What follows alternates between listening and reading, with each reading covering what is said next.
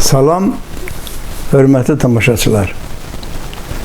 Sizi Haqqı Sarı verilişinin studiyasından salamlayır. Vətənimiz olan Gürcüstana, onun bir hissəsi olan Borçalıya və bütün dostu tanışa Ağdan xoş gün, xoş güzəran arzu edirik. Haqqı Sarı verilişinin bugünkü mövzusu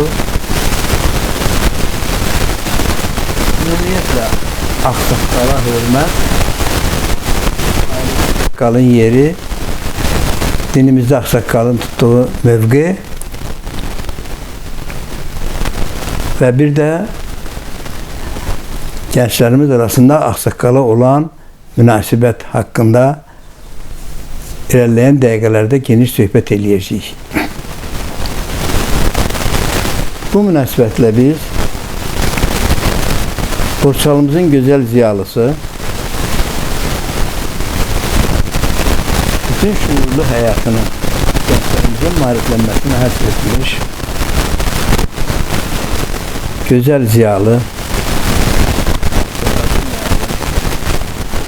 istedadlı rəhbər, hərdən də publisik yazılar müəllifi kimi qəzetdə, jurnalda və başqa sosial medialarda iştirak edən, çıxış edən və hamı tərəfindən də səmimi şəkildə qəbul edilən dostumuz, el oğlumuz Hümmət Hüseynov studiyamıza dəvət eləmişik. Hümmət müəllim bir neçə dəfə studiyamızda iştirak edib. Onun apardığı verilişlər və seçdiyi mövzular həmişə aktual olub. Həmişə xoş niyyətlə qarşılanıb deyil. Ona görə də bugün biz onu studiyamıza çağırmışıq və yəqin ki ailədə, bölgədə, ölkədə, dinimizdə ağsaqqalın yeri, səviyyəsi haqqında irəliləyən dəqiqələrdə hamımızı razı salan bir söhbət edəcək inşallah. Hümmət müəllim, xoş gəlmişsiniz. Çox sağ olun, Əli müəllim. Mən də Haqqı Sarı verilişinin bütün tamaşaçılarını salamlayıram. Hamısına sağlamlıq, ailələrinə, özlərinə ruzi bərəkət arzulayıram. Bütün illərimizə, obalarımıza, bütün Borçalımıza, bütün Türk dünyamıza. Sağ olun, dəvətiniz üçün təşəkkür ederim. Çox sağ olun. Ama bir şey diyeyim ki, burada ağsaqqal mövzusu çox böyük mövzudur. Bu haqda saatlarla danışmaq olar. Ama bizim yarım saat 30 dəqiqəlik verilişimizdə çalışacağıq ki, tamaşaçılarımızı razı salaq.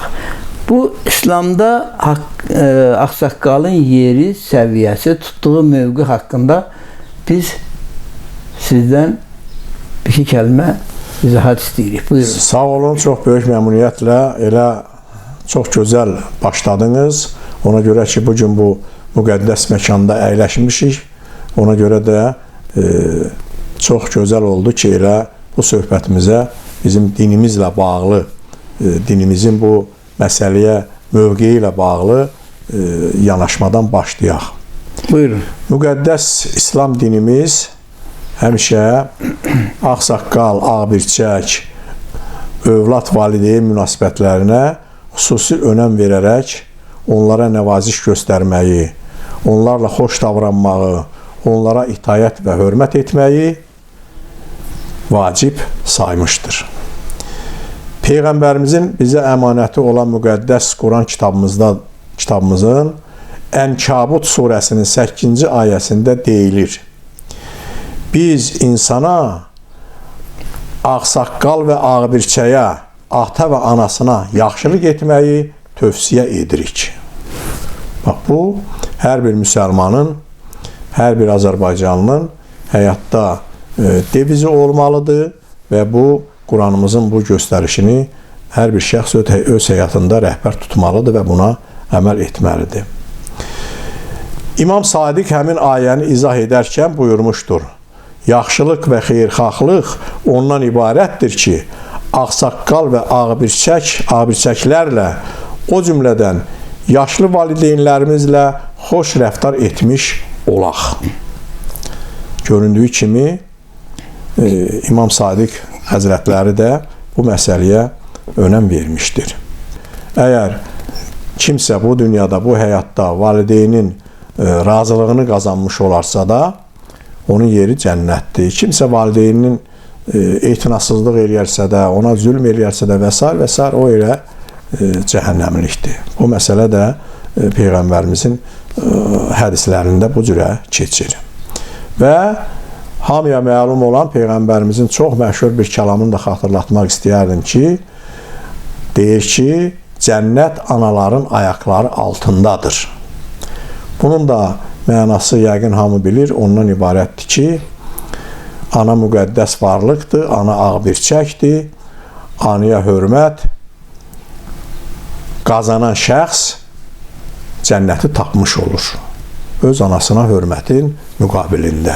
Bəli. Bax, müqəddəs dinimiz əl-müəllim qısaca olaraq ağsaqqala, ağbirçəyə, atıya, anaya bu cür yanaşır və bizdən də bu şərtlərə əməl etməyi tələb edir.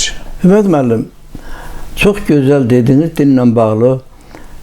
Ümumiyyətlə bizim müsəlman dinində ağsaqqala, ağbirçəyə, körpə uşağa, ümumiyyətlə qadınlara yüksək dərəcədə yer verilir və biz də bu məsləhətləri mütləq yerinə yetirməyə borçluyuq. Müasir günümüzdən başlayanda isə bir şey deyim sənə. Demək, ailə ağsaqqalı var, nəslin ağsaqqalı var, kəndin ağsaqqalı var, bir də xalqın ağsaqqalı var. Bu da özünüz bilirsiniz ki, nə qədər məsuliyyətli bir işdir. Bizim o ağsaqqal dediyimiz adamlar ki var, onlar özlərini necə aparmalıdır cəmiyyətin içərisində? Məsələn, atalarımızın bir sözü var, deyir ki, ağıl yaşda deyir, başladı. Doğrudur. Ağsaqqal deyəndə bizim gözümüzün qabağına saqqallı, yaşı ötmüş, 70'i keçmiş adamlar canlanır. Amma bizim əslən Gürcüstandan olan, Borçaldan olan xalq şairimiz Zəlimxan Yaqub deyir ki, 65 yaşında uşaq xislətli, 35 yaşında ağsaqqal gördüm. Tamamilə doğrudur. Bax, bunun bəlkə siz tamamilə doğrudur. Çox sağ olun. Çox sağ olun. Çox gözəl sualın qoyuluşu da çox gözəldir və məsələ burasındadır ki, ağsaqqallıq, ağbirçəklik heç də saçın ağ olmağı ilə, saqqalın uzun olmağı ilə, ağ olmağı ilə ölçülmür. Ağsaqqallıq, ağbirçəklik, böyüklük istər ailədə olsun, istər nəsildə olsun, istər evdə, obada olsun, həmin şəxsin elə o biya ailəsinə, vətənə bağlılığı ilə ölçülür, onun münasibəti ilə ölçülür, onun gördüyü işlərlə ölçülür, elin, obanın mənafeyini öz şəxsi mənafeyindən üstün tutması ilə ölçülür. Ona görə də heç də təsadüfi deyil ki, ağsaqqal olmağın yaşla o qədər də əlaqəsi yoxdur və yaşın burada önəmi o qədər də çox deyil. Cavan da ağsaqqal ola bilər, öz əməli ilə, öz işi ilə. Bax elə, mən elə yeri gəlmişkən misal çəkim, sizin öz kəndinizdə, Yuxarı Saral kəndində çox gözəl bir insan, elə o buya çox gözəl ağsaqqallıq edir, çox gözəl böyüklük edir. Rəhim Hüseynov. Xeyirxahlıq. öz xeyirxahlığı ilə, özünün gözəl işləri ilə. Ağsaqqallıq budur. El üçün, oba üçün nəsə də etmək, nəyisə də yaratmaq, eli, obuyu, xalqı, cəmaatı, gəncləri düzgün yola istiqamətləndirmək. Ağsaqqallıq budur, ağbirçəklik budur, böyüklük budur, atalıq budur.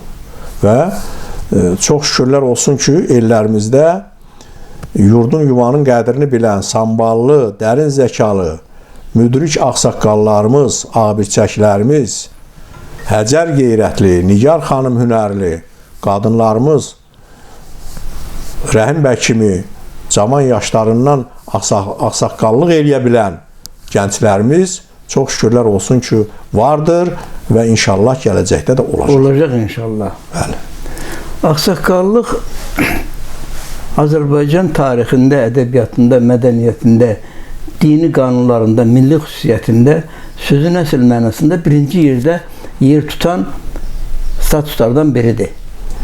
Ağsaqqallıq bizim devizimizdir. Bayaq dediniz, çox da gözəl izah ediniz ki, ağsaqqal olan evdə dava olmaz, şava olmaz, bərəkət olar.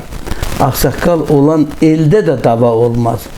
Və tarixən belə olub ki, bütün yatırdan bizim ağsaqqallarımız olubdur. Hətta mən sizə bir şey deyim, tarixdə bir şeyə rast gəldim mən. Makedoniyalı İskəndər kitabında yazır ki, onun katibi yazır da, onun sözləridir ki, yazır. Mən silahla dava eləmirəm. Mənim üçün ağsaqqal fikri, ağsaqqal münasibəti, ağsaqqalın bizə verdiyi nəsiyyət, yol, göstərdiyi yol birinci şərtdir. Hansı ölkəyə gedirəmsə, o ölkənin birinci ağsaqqallarınla mən görüşürəm, söhbət edirəm. Əgər bu ağsaqqallar doğrudan da müdrikdirlərsə, sözün əsl mənasında məni, öz danışıqları, dünya görüşləri, münasibətləri ilə razı salırsa da, mən o eldən qan tökmədən keçib gedirəm. Həla. Yəni, ağsaqqala görə nə qədər tarixən qiymət verənlər özünüz də bilirsiniz ki, bizim yerdən 350 il əvvəl yaşamış bir adam, dünyanın fatihi olan bir adam ki, bunu deyir, çox böyük söhbətdir, çox böyük mənalı kəsb edən bir söhbətdir. Ağsaqqal haqqında şairlərimiz, alimlərimiz, akademiklərimiz yeri gəlmişsə gözəl sözlər deyirlər. Biri də Gözün məclisdə də ağsaqqaldır bu dünyanın qiyməti, səxavəti, bərəkəti, hörməti. Peyğəmbərin dəftərində adı var. Hamısı birdir. Nə doğması adı var. İnsanları soruşan hadıdır. Onlar bizim başımızın hadıdır. Yəni bu 6 misralıq sözün içərisində Allah dinlər tutduğu vəzifə, tutduğu səviyyə yəqin ki, bizim hamımıza aydın olur. Bugünkü verilişimiz təsadüfən ağsaqqallara həsr olunmayıb. Ona görə ki, bu günlərdə Gürcistan Baş nazirinin yanında Gürcistanda yaşayan Azərbaycanlıların Ağsaqqallar Şurasının yaratmaq məsələsi qoyulubdur. Bu elə belə deyil. Bu ona görə qoyulub ki, doğrudur, kəndi rəhbərlər idarə eləyər, deputatlar idarə eləyər. Amma o ki, ağsaqqallar kənarda qalmır, onları da yada salırlar və hər hansı bir söhbət olanda onlarla məsləhətləşirlər. Onların çox gözəl. Münasibətdən qulaq asılır. Bunun özü böyük şeydir. Çox gözəl. Demək, bu məsələ, bizim qoyduğumuz ağsaqqala münasibət məsələsi elə belə tamamilə doğrudur. Tamamilə doğrudur. Buyurun. Çox düzgün qeyd elədiniz. Və burada bir məsələyə də diqqət çəkmək lazımdır ki, buyurun, bu ağsaqqal, ağbirçək, böyük, kiçik məsələsi həm də bizim milli mentalitetimizlə birbaşa bağlıdır. Doğrudur. Biz Azərbaycanlılar olaraq, biz türklər olaraq daima öz keçmişimizə, öz kökümüzə, öz soyumuza, öz ulularımıza bağlı olmuşuq və bağlıyıq və onlara da həmişə böyük hörmətlə yanaşmışıq və yanaşırıq. Bizim milli mentalitetimizdə belə hadisələr olub. Ağsaqqallar keçmiş zamanlarda o qan düşmənçiliyini dayandırıblar. İki vuruşan insanın arasına bizim abirçək qadınlarımız öz çalağaysını atanda, Bəli. o örpəyini atanda o vuruşma kəsilərmiş. O düşmənlər geri çəkilərmiş. Bizim ağsaqqallar, ağbirçəklər o qan düşmənlilərini hətta barışdırarmış. Doğrudur.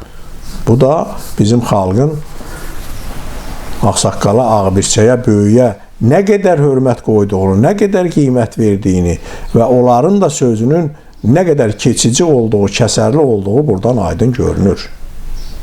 Padişahlar olub da bizim keçmişdə, tarixdə bizim padişahlarımız var. Bəli. Adı məlum padişahlar. Onlar üzərinə vəzir vəkil saxlayırlar. Demək, vəzir vəkilin özü də ağsaqqallıq eləyirmiş orada. Əlbət ki. Ona görə də Əlbət ki. o varmış. Qoy bir şey də deyim sizə ki, elə ağsaqqalların da gənclərə, cavanlara sözü söhbəti odur ki, hər hansı bir mübahisəni qanla yox, sözlə həll eləmək. Bəli, sözlə, məsləhətlə, düzgün məsləhətlə. Söz bizim ağsaqqalların birinci Silahıdır. silahı olub. Bəli, bəli, Və tamamilə bizə də doğru. oradan keçibdir. Tamamilə Elə ona doğru. görə də Şah İsmail Xatayı olub bizim. Birisi də Böyük Fatih. Daha doğrusu ona Fatih deyib Marks, amma Fatih olmuyor o. O bölünmüş Azərbaycan torpaqlarını birləşdirmək haqqında fikirləşib və bu yolda da vuruşubdur. O öz müridlərinə, öz ağsaqqallarına həmişə ümidlə üz tutub və deyib ki, siz söz sahibisiniz, qılınçla, hər hansı bir silahla döyüşmək yox, xalqımıza sözünüzlə məsləhət verəcəksiniz. Söz o vaxtdan Azərbaycan xalqına ümumiyyətlə Türk xalqlarının içərisində ən çox sözə söykənən, inanan Azərbaycan xalqı olubdur ki, ona görə də mənəviyyatı, ədəbiyyatı, folkloru, keçmişi bu qədər mənalı, dərin mənalı, güclüdür. Bir şey deyim sizə, elə orada da Şah İsmail Xatayı ağsaqqallarla görüşəndə onlar sözünü sən yiyəsi olmalısan deyə bir bənd şeirlə, özdə bizim ana dilindəki şeirlə nə fars, nə ərəb, nə başqa dil, ancaq Azərbaycan dilində, Azəri türkünün dilində onlara belə bir beyt deyib. Söz var, kəsdirər başı, söz var, kəsər savaşı, Bəli. söz var, acılı aşı, balla yağa döndərər. Bax, bizim babamız hesab olunan, Hesab olunan yox, elə hesab olunan, babamızdır. Bəli, tariximizin bəzəyi və fəxri hesab olunan Şah İsmail Xatayının bu 4 bir sıra sözü bizə bəsdir. Yəni ki, burada ağsaqqal sözü, ağsaqqal məsləhəti, ağsaqqal təcrübəsi bizim üçün həmişə əsas olub və elə bilirəm ki, indən belə də əsas olaraq qalacaq. İnşallah. Buyurun. Sizin bir ağsaqqal haqqında bir şeiriniz də olmalıydı. Şeirlər çoxdur. Sizin sözünüzün qüvvəti. Şairlərin biri yazır ki, bir ürəkdən qopub gələr, min ürəyi dindirər söz. Gah ürəkdə od qalayar, gah atəşi söndürər söz. Yolundan əylər gedəni, mənəm deyən sərkərdəni öz atından indirər söz. Yerində deyilmiş söz, o bayaq dedi ki, savaşı kəsər, Şah İsmailin timsalında hətta sərkərdəni öz atından indirər, qırğının qarşısını alar. Bax, bu sözün qüdrətidir, ağsaqqal sözünün qüdrətidir bu. Sizin bu şeir bəndiniz mənim yadıma Şah İsmail Xətainin bir hadisəsini saldı. Demək, o Gürcistana ikinci yürüyüşünü eləyəndə Ağca qalanı, Kuçu qalası deyildi ona. Amma onun adı tarixdə Ağca qaladır. Həmən Ağca qalanı öz əskərlərinin yenidən bərpa elətdirib. O vaxt, onların yanında olan vaxtı sərin, bulutlu bir payız günü öz əsabalarını da başına yığıb Babəkər dağlarına çəkilib orada süfrə açıbdı. Bu vaxt o Tona çayına tərəf baxanda görür ki, oradan bir zil tüstü qalxır. Bu el arasında belə bir atalar məsələ var. Deyir ki, el tüstüsünlə bəlli olar. Bələdçiyi çağırıb deyir ki, o tüstü hardan qalxır? Düz zil havaya qalxırmış. Deyir ki, o zil Saral ilindən qalxır. Oradan qalxanda Şah İsmail Xətai yolunu oradan salıb. Və tez də xəbər eləyiblər ki, el oba yığılsın, şahı qarşılasın. Atla gəlib, şahlar həmişə onun qabağına gələn xalqı da, sözü söhbəti də atın üstə eləyər. Miş, belə bir şeydir var. Onlar çörək gətirərlərmiş süfrədə, onu atın üstə təqdim edərlərmiş. Kəsərmiş, tuza batırıb təam eləyərmiş və öz münasibətini bildirərmiş.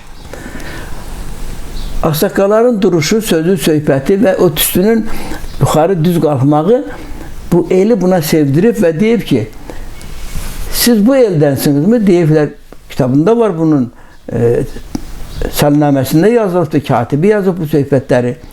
Deyirlər, bəli, elə biz bu ki, elin ağsaqqallarıyıq. Deyib ki, mənim sizə bir sualım var, deyin görək, siz sünnisinizmi, şiəsinizmi? Belə bir sual veribdir. Bilirsiniz də, bu sünni şiə məsələsindən konkret qoyan padişahlarımızdan biri Şah İsmail Xətai olubdur. Elə mən onun qəbri üstündə Ərdəbildə bu sözü dedim ki, şahım, çox gözəl işlər görürsən, amma bir yerdə səhv edirsən. Gərək bir səhv olmuydu. Bəli, bu məsələdə səhv edir. Demək, deyirlər ki, şahım, əllərində süfrənin içində çörək, yanında duz, ağsaqqallar durub, buna suallarına cavab deyirlər, şahım, biz Məhəmməd ümmətiyik. Nə gözəl cavabdır. Ən gözəl, mənalı cavab bu olubdur. Onda Şah İsmail Xətai atdan enib,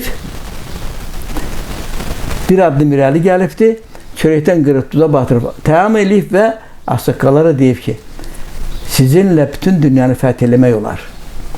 Həqiqətən də bizim istər şifahi xalq ədəbiyyatımızda, istər yazılı ədəbiyyatımızda ağsaqqallar haqqında, ağbirçəklər haqqında, dədələr haqqında, atalar haqqında çoxlu poeziya nümunələri var. Və onların birində deyilir ki, yuxarıda Allahdır, yerdə ağsaqqal. Ağsaqqalsız ocaq tarımar olar. Ulu öydünə qulaq asanlar səbirli, təmkinli, vəfadar olar. Bəli. Cahanın sirləri hamısı ondadır. Çünki həyatı görə-görə keçib gəlib. Cahanın sirləri hamısı ondadır. Ağsaqqal hardasa, ruzi oradadır. Kim ki ağsaqqaldan halallıq aldı, tali özü o kəslərə yar olar. Həqiqətən də elədir, gönlümüz açandan elə görmüşük. Çox gözəl dediniz. Amma bir şey də var. Ağsaqqalın da üzərinə çox böyük yük düşür. Vəzifələr düşür, əlbəttə. Çox böyük vəzifə düşür və məsuliyyət düşür. Bəli. Ağsaqqal gərək özünü mənsub olduğu bölgənin içərisində, yaşadığı bölgədə, kənddə, nəslin içərisində və ailədə elə aparmalıdır ki, o sözün əsl mənasında ağsaqqal səviyyəsində dayansın. Tamamilə doğrudur. O ətrafındakı adamlar ona ağsaqqal kimi...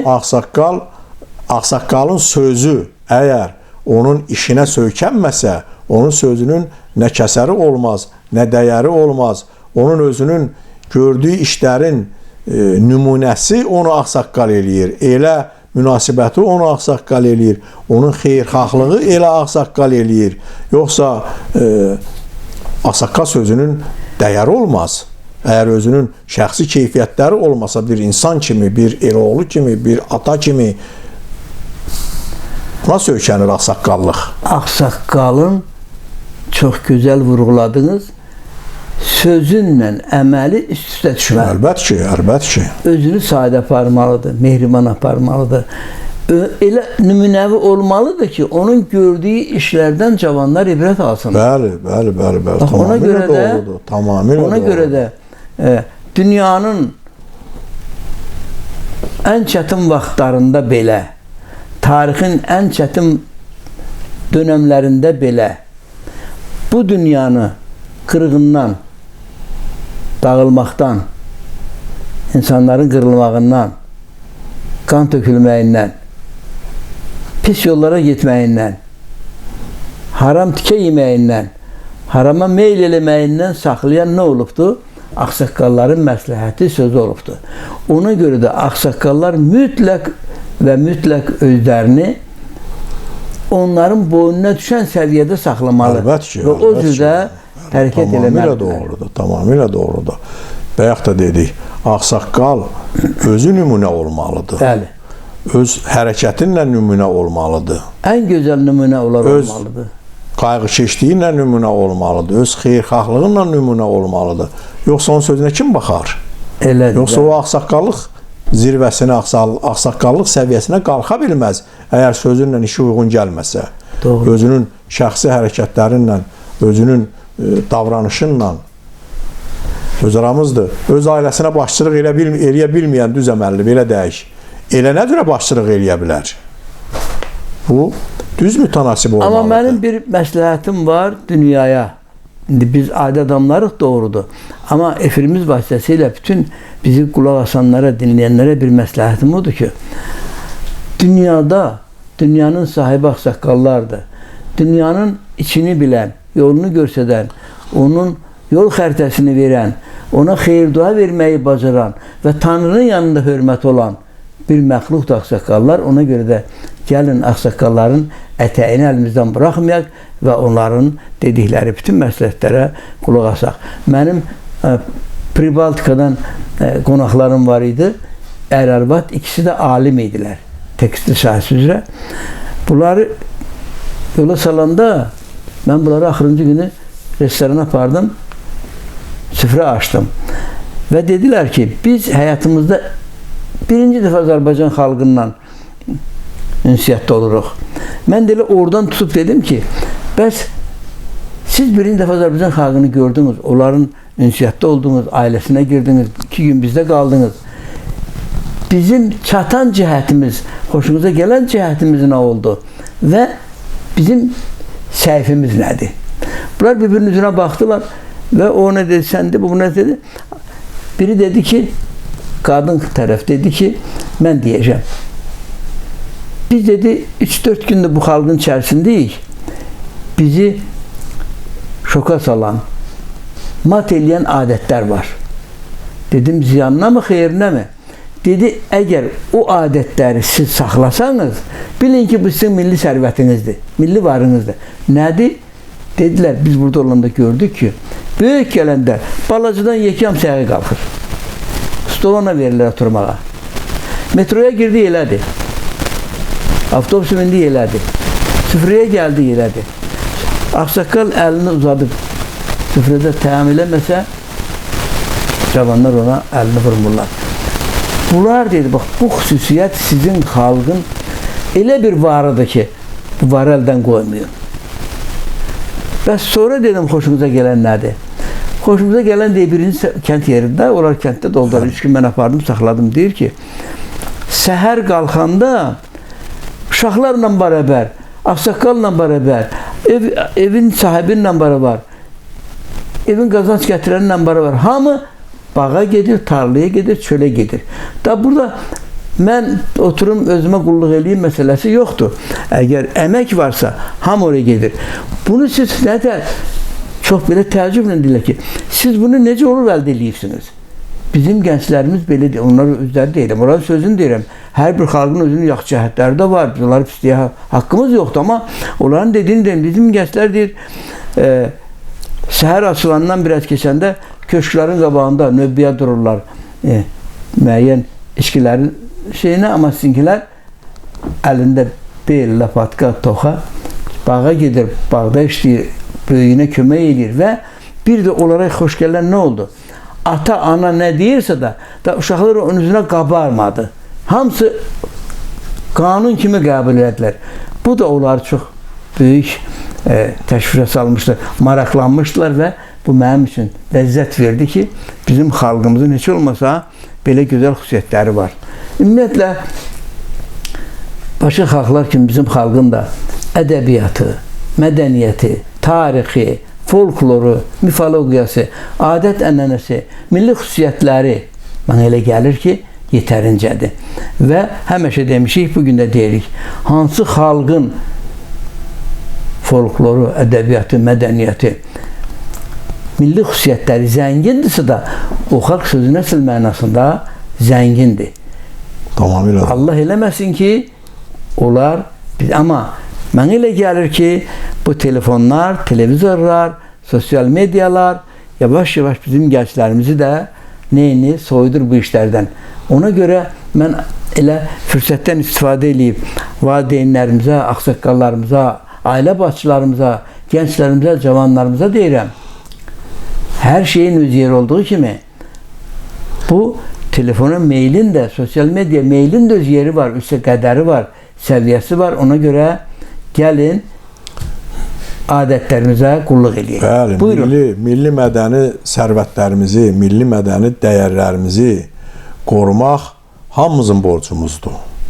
Hər bir şəxs öz ailəsində, müəllim işlədiyi məktəbdə, başqa bir şəxs işlədiyi kollektivdə daima bu milli mədəni dəyərləri, sərvətləri təbliğ eləməlidir və onun keşiyində durmalıdır və ətrafındakılara da nümunə olmalıdır ki, bu xüsusiyyətlər yaşasın. Ailədə ata yeri bilmək. Bizim məsələn keçmişimiz, biz Dədə Qorqud, dədə sözü nə deməkdir? Dədə sözü elə böyük deməkdir, ağsaqqal deməkdir, ulu deməkdir. Bizim o dastanlarımızdan üzü bəri gələn o dədəlik, o böyüklük, o ağsaqqallıq bu gün də nə yaxşı ki, hələ çox-çox ailələrimizdə bizim qorunub saxlanıbdır. Nəsildən nəsilə ötürülür. Və bizim özümüz də İnşallah, bu şeylərin ötürülməsinin iştirakçılarıyıq. İnşallah eləməliyik. Bunu hər bir ailədə, hər bir şəxs öz hərəkətinlə, öz davranışınla həyata keçirməlidir. Nəsildən nəsilə ötürməlidir. Mən bir dəfə demişəm, 2 yaşında bir nəvəm var evdə. Mənim evdə stolun başında oturduğum yerdə əgər kimsə də başqa bir şəxs gəlib oturarsa da, gəlir böyründə durur, deyir ki, qalx oradan, ora mənim babamın yeridir. Bu, estafetin ötürülməsidir. Bu, böyük yeri bilinməsidir ailədə. Adət-ənənənin yaşanmasıdır. Bu, ailədən də cəmiyyətə keçməlidir, cəmiyyətə keçir. Evdə atasının, evdə babasının yerini bilən şəxs, eldə obada da ağsaqqalın yerini biləcək, böyüyün yerini biləcək, rəhbərin yerini biləcək. Bu şeylər çox gözəl bizim xalqımıza məxsus, millətimizə məxsus, mentalitetimizə məxsus bizim sərvətlərimizdir. Hansı ki, qorunub saxlanmalıdır və gələcək nəsilə ötürülməlidir. Və biz də bu işdə hər birimiz öz töhfəmizi verməliyik. Biz burada milli dəyərləri, ailə dəyərlərini qoruyub saxlamağa borcluyuq. Hər şeyə qazancımız olmasa da olar, biz ziyan eləmiş də olmuş olsaq, biz o dəyərlərimizə qiymət verir, onu yaşatmalıyıq. Hər bir xalqın özünün milli dəyərləri var. Amma mən cəsarətlə başqa xalqların qabına çıxıb deyə bilərəm ki, heç bir xalqın bizim qədər gözəl, zəngin, müdrik, mənalı milli dəyərləri olmayıb və olmayacaq. Tamamilə doğrudur. Tamamilə razıyam. Bəziləri uşaqların, bəzi millətlərin uşaqlarını eşidirəm. Mən bizim qonşu kəndlər var, orada deyir ki, köləlik olmaz, uşağı buraxmaq lazımdır. Uşağı buraxmaq lazımdır. Amma qayda qanunun çərçivəsi altında. Ona görə mən istiqamətdə. Bəli, üzümü tutub tamaşaçılarımıza deyirəm, ailədə, eldə, obada, yaşadığınız yerdə həmişə milli dəyərlərimizi qoruyun, saxlayın. Bu bizim üçün geri qalmışlıq deyil. Bu bizim üçün daha da gözəllikdir. Daha da bizim zənginliyimizdir. Daha da bizim keçmişə, dərin mənalı, müdrik keçmişə malik olduğumuzun bir təsdiqidir. Sağ olun, gələn görüşə qədər.